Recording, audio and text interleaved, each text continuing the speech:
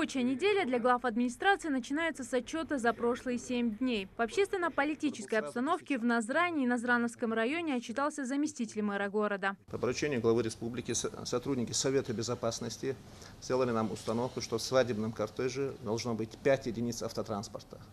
И если этот кортеж нарушал движение на дороге, представители ГИБДД на своем транспорте вклинивались в этот кортеж и отсекали остальные машины.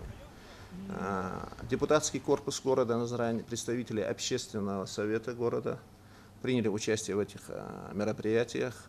И при необходимости мы вели воспитательную работу с молодежью, но в основном люди реагировали на замечания правильно, выполняли установку сотрудников ГИБДД.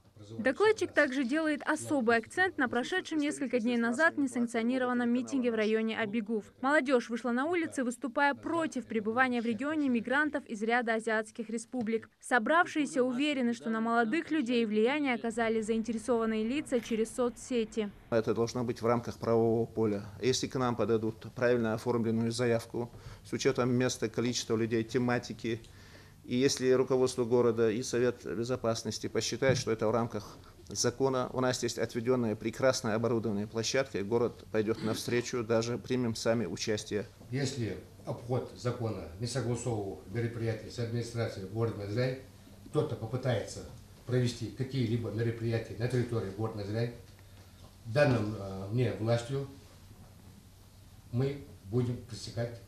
По данным Совета безопасности региона, иностранные лица, работающие в Ингушетии, находятся на территории республики легально и имеют все необходимые документы. Еще одна больная тема каждого лета – отсутствие бесперебойного водоснабжения.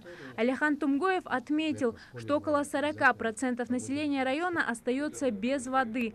Мэр дал указание собрать рабочую группу, которая начнет реальную работу по решению острой проблемы. Мы заменили насос на насосной станции Гамурзийского водозабора, один из скважины, насос на более мощной добыче.